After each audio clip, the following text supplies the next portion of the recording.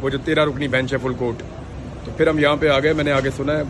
मुझे तो जितनी क्योंकि समझ आती है कानून की ज़बान और ये अदालत की प्रोसीडिंग, उसके मुताबिक तो मैं अभी कुछ भी नहीं कह सकता। ये कंफ्यूजिंग किस्म की सिचुएशन है। यानी कुछ जजेस को ये लगता है कि पाकिस्तान तहरीक इंसाफ जो है वो बतौर पार्टी इलेक्शन लड़ी है और वो पार्टी मौजूद है, और यानी बहुत सारे अजीब सवालात हैं। पाकिस्तान तहरीक इंसाफ पे भी सवालात उठते हैं कि उन्होंने अपने केस को कितने अच्छे तरीके से लड़ा है, ये भी सवाल आज उठाया गया। और कानूनी लकूनाज हैं, लेकिन जो क्लैरिटी जिस बात के अंदर है ना, यानी जो पक्की बात है या जिसको जटकी बात कहते हैं, वो ये है कि लोगों ने जिनको वोट दिया है मखसूस नशिस्तें उनको मिलनी चाहिए, लोगों ने जिनको रिजेक्ट किया है उनको मखसूस नशिस्तें नहीं मिलनी चाहिए। सिंपल ये है। तो अब तक क्या अज्यूम किया आपने, जो रिमार्क्स आए हैं चीफ साहब की जानिब से, दीगर जज मिक्स किस्म के हैं। मेजोरिटी कहाँ पर नहीं, मेजोरिटी खामोश है लेकिन रिमार्क्स जो है वो मिक्स किस्म के हैं। बहुत सारे जजेस को मैंने देखा वो तो बोलते ही नहीं है, वो खामोश हैं। और वो जो खामोश जजेस हैं उनके वोट से पता चलेगा कि कौन जीतता कौन हारता है। बहुत पुर उम्मीद है। बैरिस्टर गौर साहब कहते हैं मैं मिलेंगी सीटें, हम ये हुकूमत गिरा कर रहेंगे। देखें, अगर तो ये अच्छा, ये कन्फ्लिक्ट ऑफ इंटरेस्ट का मामला भी है। फर्ज कीजिए कि ये अदालत जो है वो मखसूस नशिस्तें दे देती है पीडीएम की जमातों को, और फिर कादी फायदीसा साहब को बाद में एक्सटेंशन भी मिल जाती है, तो फिर ये एक ऐसा मामला होगा जिसको हम कह सकते हैं कि कन्फ्लिक्ट ऑफ इंटरेस्ट इस तरह से। फिर क्या होगा अगर कन्फ्लिक्ट ऑफ इंटरेस्ट का मामला आ जाता है बीच में? जो अब तक होता रहा वही होगा, उसमें भी सारे लोग बताएंगे कि ये हो रहा है।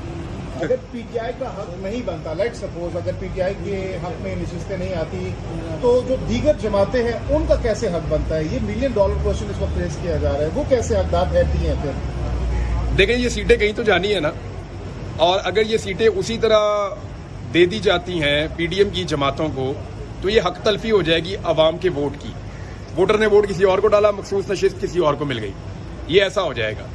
और वो एक ऐसी जमातों का जत्था जो बमुश्किल इलेक्शन जीत पा रहा था, हालांकि देखें फॉर्म 45 में आप जाएं तो पीडीए की हुकूमत है इस वक्त मुल्क में, तो वो जत्था जो है अब वो 2/3 अक्सरियत का मालिक हो जाएगा।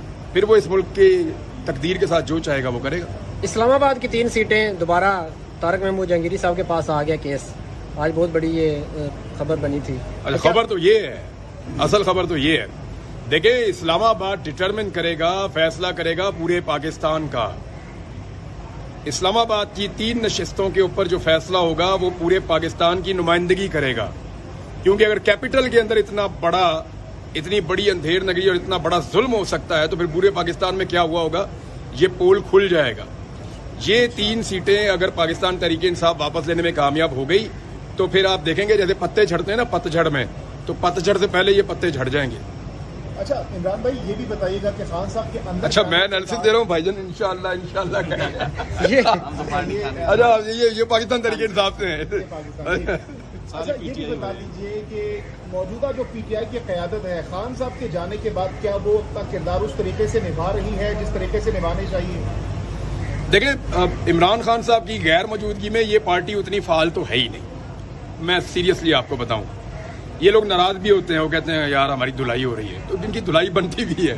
तो इमरान खान ने अब वो मुझे फोन आया था, फिर उसके बाद मुझे नहीं लगता कि अब दोबारा ऐसी चीजें होंगी।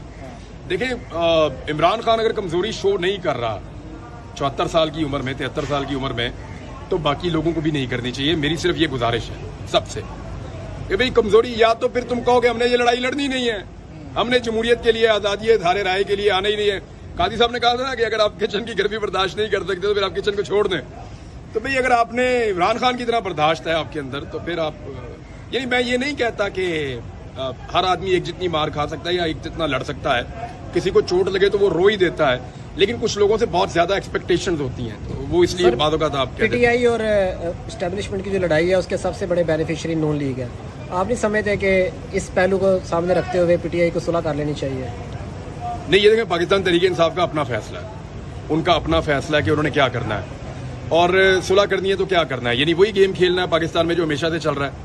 यानी कल कुछ जमातों ने मिलकर जो है वो परवेज मुशर्रफ का साथ दिया और नवाज शरीफ वगैरह के खिलाफ काम हुआ, फिर नवाज शरीफ साहब मिल गए एस्टेब्लिशमेंट के साथ, पीपल्स पार्टी का तख्ता उलट दिया, उनके साथ खराबा किया, फिर इन सारों ने मिलकर नवाज शरीफ इक़्तिदार में आगे वहाँ बैठ गए, फिर इमरान खान साहब को थोड़ा सा रूम मिला तो उन्होंने फ़ायदा उठा लिया, और अब जो है वो नवाज शरीफ साहब वगैरह ने किस तरह 2 नंबरी करके सारी जमातों ने, पीडीएम की जमातों ने वो एक खेल खेला। तो क्या पाकिस्तान तहरीक इंसाफ को वापस जाके वही खेल खेलना चाहिए? मेरा नहीं ख्याल। अगर कहीं सुलह होनी चाहिए या सबको बैठना चाहिए तो इस नुक्ते पे बैठना चाहिए कि पाकिस्तान के निज़ाम को, पाकिस्तान की हुकूमत को, पाकिस्तान के फैसलों को क्या अवाम के मुंतखब किए हुए नुमाइंदे करेंगे या जो गैर मुंतखब लोग हैं वो करेंगे। तो इसके ऊपर कंसेंसस होना चाहिए और ये सियासी लोगों में ही होना चाहिए। 10 सेकंड रह गए सर, ये बताइएगा, आप अपनी वीडियो के आखिर में कहते हैं कि अपना ख्याल रखिएगा और अपने इस चैनल का भी, चैनल का ख्याल कैसे रखें लोग? वो लोगों को अच्छे से आता है ख्याल रखना। मैं सिर्फ वो पहले भी वो सवालात कर रहे थे गेम के बारे में, और मैं सिर्फ सिंपली आप लोगों को ये बता दूं कि इससे पहले ये सवालात हुए हैं, तो मैं क्लियर आपको कर देता हूं कि मेरा किसी किस्म का कोई तनाज़ा अफरीदी साहब से नहीं है। ही वॉज अ प्लेयर और वो अभी भी एक बड़े अच्छे हीरो हैं, मैं उनको पसंद करता हूँ। लेकिन मामला पता क्या है, मामला ये है कि वो अपनी पॉलिटिकल चॉइस को या तो क्लियर करें। लेकिन ये बड़ा अजीब लगता है कि आप कहते हैं जी मैं न्यूट्रल हूँ और आप एक साइड को मारते हैं और दूसरी साइड को आप कुशन देते हैं। यानी आज वो कह रहे हैं कि जी आप 10 साल हुकूमत चलने दें। इमरान खान साहब के दौर में वो ऐसा नहीं कहते थे। इमरान खान साहब के दौर में उनको महंगाई भी ज़्यादा लगती थी, बैड गवर्नेंस भी लगती थी और करप्शन भी लगती थी।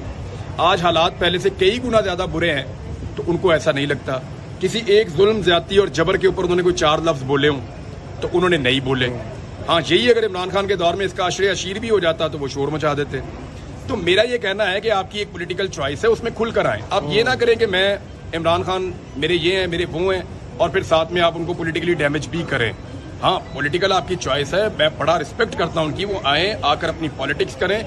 बहुत सारे और लोग हैं, कोई इमरान खान के हक में पॉलिटिक्स कर रहा है, कोई उसके खिलाफ पॉलिटिक्स कर रहा है, ये सबका राइट है।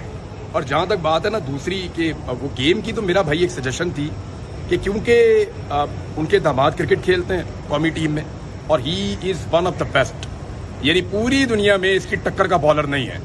जितना अच्छा वो आगे से स्विंग करता है बॉल, जितना अच्छा वो अपनी हाइट का इस्तेमाल करता है, जितना अच्छा वो सीम का इस्तेमाल करता है, और वो एक अच्छा पेस के साथ बॉल फेंकता है और उसमें एग्रेशन भी है और वो अपनी बैटिंग भी इंप्रूव कर रहा है।